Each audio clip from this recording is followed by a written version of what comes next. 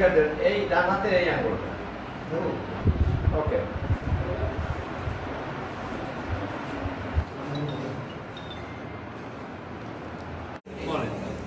জি ভাই, আমরা পাসপোর্ট করছি, অনেক ভালো হয়েছে, আগের মতো হয়রানি হতে হয় না, আলহামদুলিল্লাহ ভালো হয়েছে।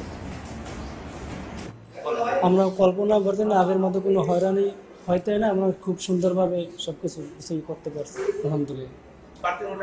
না না, কোনো কিছু লাগে না। হ্যাঁ জি, হ্যাঁ, বাড়তি কোনো খরচ হয় না।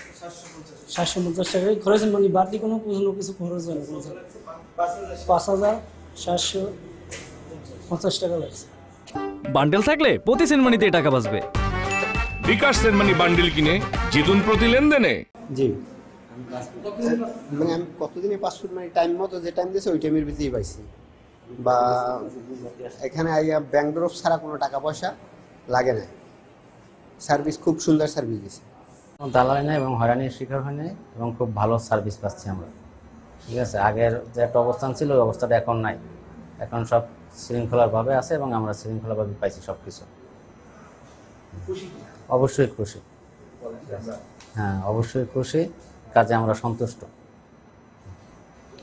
আমরা পাসপোর্ট ঠিকভাবে পাইছি, আমরা এইভাবে যেন সার্ভিস পাই, কোনো সমস্যা হয় না।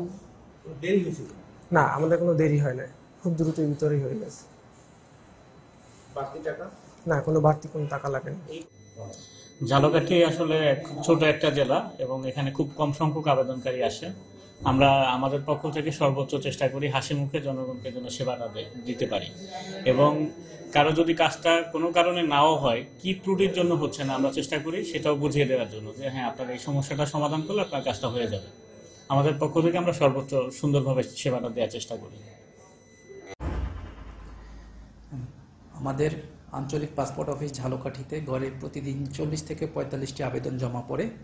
আমরা আমাদের মহাপরিচালক মহোদয়ের নির্দেশনাক্রমে আমি এবং আমার টিম সেবা প্রার্থীদেরকে সুষ্ঠুভাবে সেবা দিয়ে যাচ্ছি, এবং এই সেবা দেওয়ার ক্ষেত্রে আমরা স্থানীয় প্রশাসনেরও যথেষ্ট সহযোগিতা পাচ্ছি।